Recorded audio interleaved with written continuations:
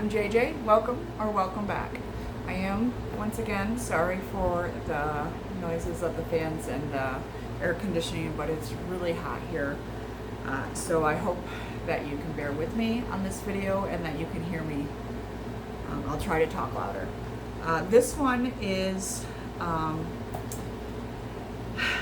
was thinking, can you read wrong? So I wanted to do a discussion about writers' intentions versus our experience as readers. And then I do have a few examples as well as just notes that I took. So the idea is, so you have the writer's intentions for what they're writing versus the reader's perceptions of the experience. But all art is, it's public, it's shared, it's essentially collaborative. By the time it's entered into the world, it becomes open to interpretation. So does it belong to the author anymore? Do their intentions matter as much as our reading experience of the work? So you have to deal with the context, the experience, the intent of the author versus our reading experiences, our biases, how we consume media, whether we do it in a group, whether it's like Shakespeare and it's a theater, which you're adding even more direct and indirect influences on our perceptions versus the author's intention. And in art, what all that collaboration means and whose it really is, and who it belongs to. Not money wise, because obviously that is the musician, the artist, the writer, but how personally we feel about our art that we're consuming, how when you find an indie band and then they get mainstream and you just feel like you were one of the first, or it belongs to you more than the masses, or you understand the artist but other people don't, or a book that just really, really connects to you for reasons that you just don't understand. And you get defensive if somebody else doesn't like that. Like why we feel so personal about these things that essentially do not belong to us, except that in experiencing them, they become part of us. So in a sense, they do belong to us now. And so some of the things that I had, so what is more important? Is it getting the artist's intention and interpreting the work correctly, or is it our thoughts on it and the impact of that book with us? Do we miss something if we read something and enjoy it at a surface level but not understand it, the depths of it? Recently rereading Moby Dick, you also think about how everybody either loves or hates that book, and how not only is it this story about obsession and vengeance and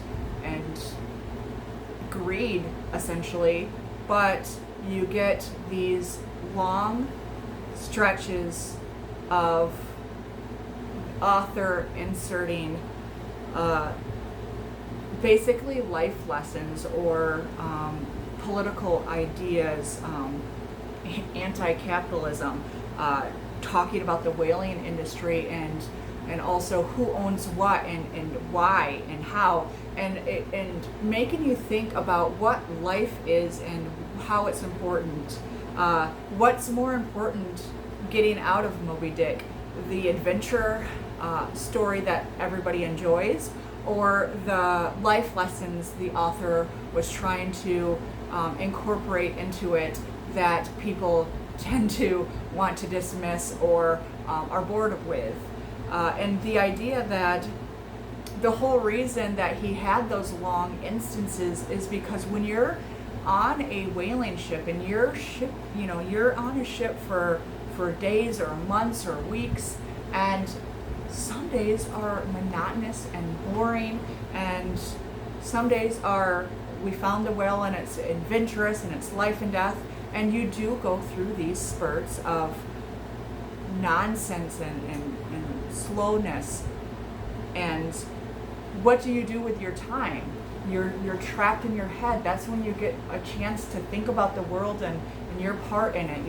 You're hunting this whale that's killed people. You're killing this thing that's so much bigger than you. Where does that place you in the grand scheme of this world around you?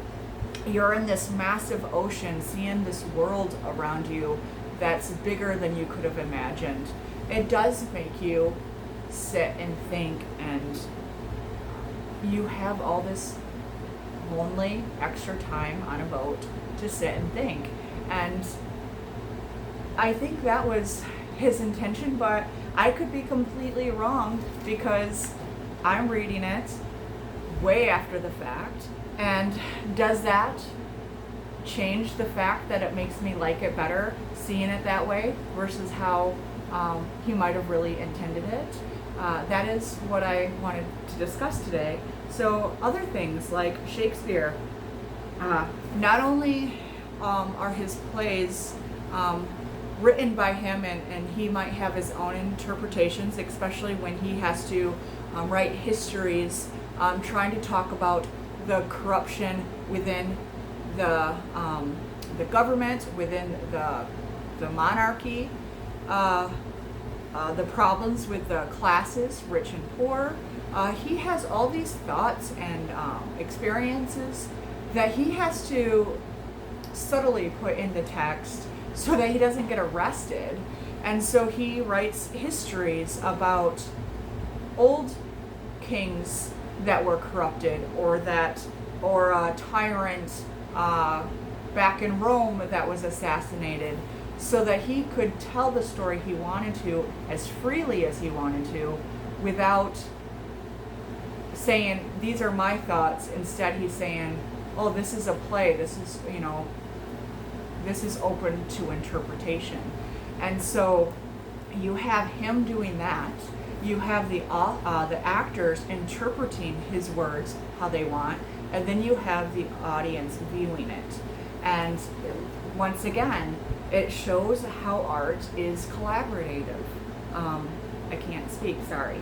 But one of the things is, I could be completely wrong in this, but as I was rethinking about Romeo and Juliet lately, and then having sort of revisited the Henry VI series, which is about the War of the Roses, and they're talking about how important it is to choose which rose you are. It's basically your political party. It's the side that you're on. You're willing to have life or death over what choice of rose. Are you going to be Lancaster or York, red or white? And it was a huge part within that story, which he wrote before Romeo and Juliet. And then I was thinking of how in Romeo and Juliet, they have this feud of these warring houses that neither of them really understand. We never are told why they hate each other. We just know it's an ancient feud. And then Juliet has this speech where she's wondering why Romeo has to be Romeo. Why does he have to be a Montague? Couldn't he be called anything else? And she compares it to a rose. She could have compared it to any other flower, any other beautiful thing within society that they would have grasped.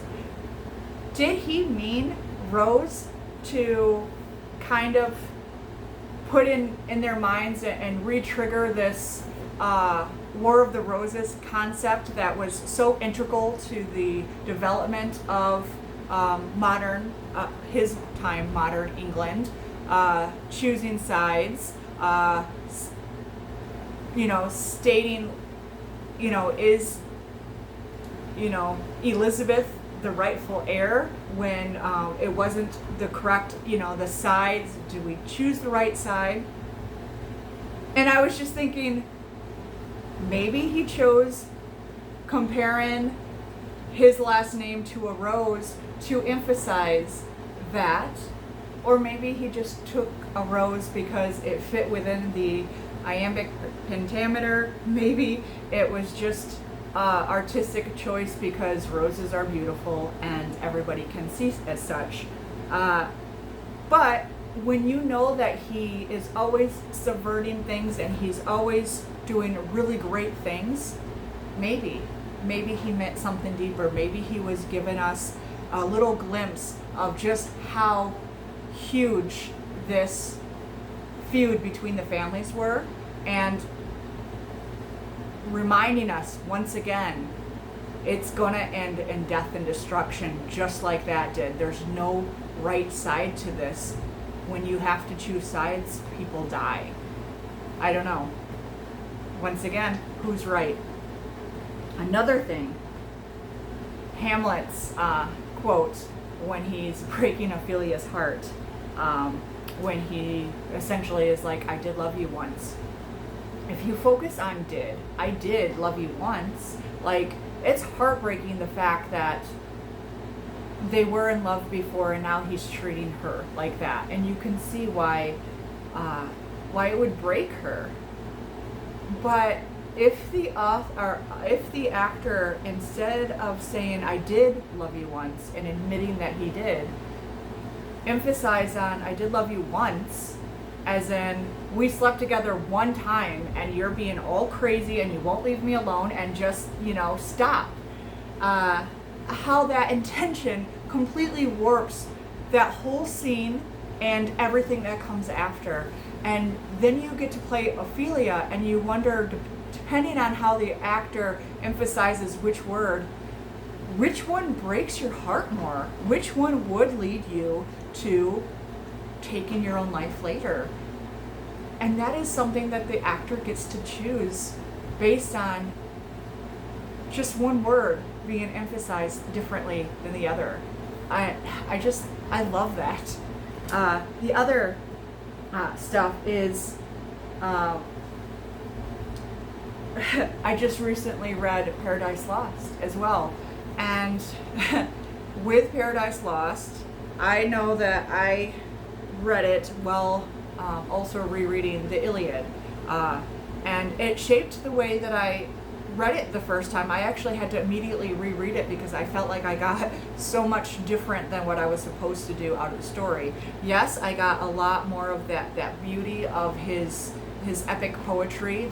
You could see how he was inspired by all those epic poems and how he wanted to have that flowing and beautiful language. But because I read it with the Iliad, where the whole war is fought about fate and how the mortals don't really have a say in who lives or who dies because the gods are all playing their games, shaped how I viewed Paradise Lost as this epic thing between God and Satan, where Satan failed his rebellion and wants to get back at God by trying to destroy his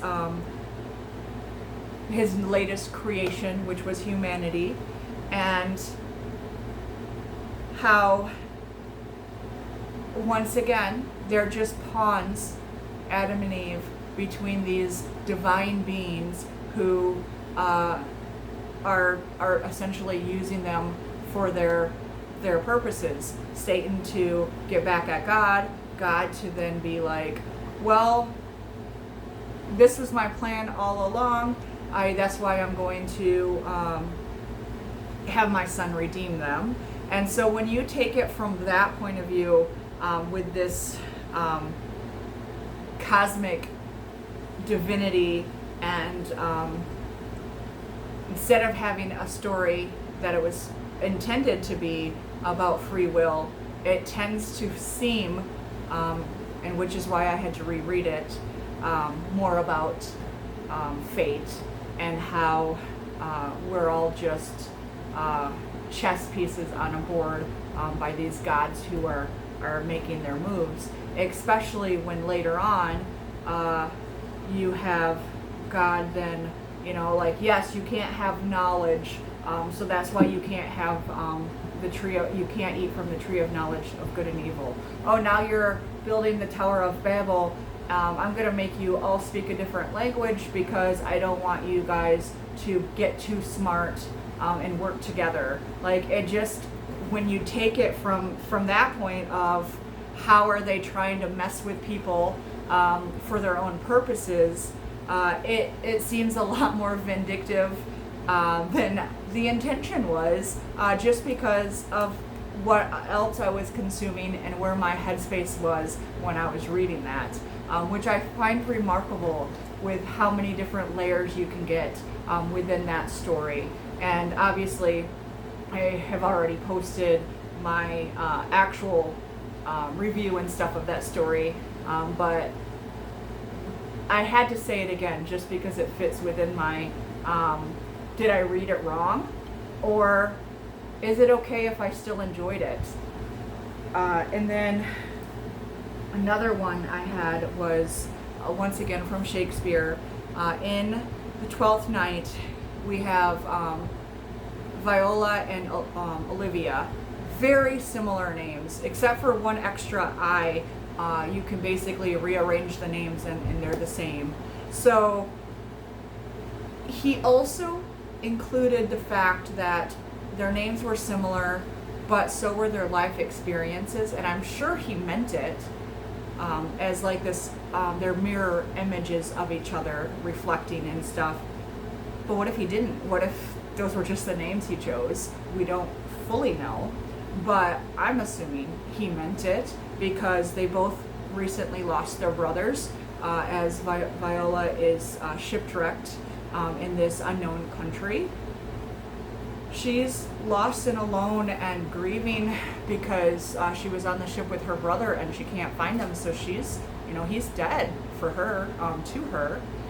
And we meet Olivia when she has already been grieving her brother for like 6 months or so. And so there's this sameness about them. They're lost. They're not. Either of them are looking for love, and they fall right into it. And also, they are very independent women, especially of that time. Olivia gets to run her own household and stuff, but Viola gets her independence by trusting as a man and living as a man. Mostly because when you arrive as a woman to an unknown country, you don't know if it's safe to be a woman there, especially a woman who's alone. So it makes sense that she would switch into a boy and try to survive the best way she can. But doing that gives her this sense of independence that she would not have had otherwise. But it also gives her this glimpse into the life that she would have had she, stayed at home and had to marry and stuff the way that, Olivia is sitting here having all these random men court her. And at the end, when she is reunited with her brother and finds out that he survived the ship as well, we get this great reunion for them. Her heartbreak is mended because, her brother's not dead. But Olivia still is. And there's got to be some kind of resentment there that not only does Olivia not get to fully choose who she would want to marry because she fell for the boy that Viola was pretending to be, but she also doesn't, her brother is dead, truly gone, and so she'll never get to see him again. And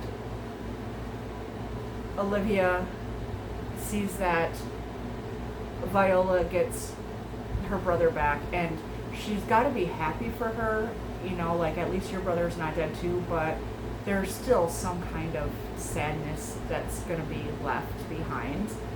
So I just think it's really interesting that he chose to show these almost parallel but diverging lives with women whose names he put very similarly.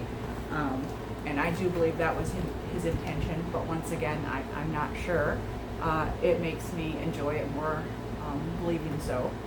And then just one last concept was the fact that, and then when you take historical fiction, we've already talked about plays and all the other kinds of arts, but classics and historical fiction, not only do you have to have all those other layers of storytelling, but you have to deal with when it was set, the time period it was set in, when the author wrote it, and when you read it.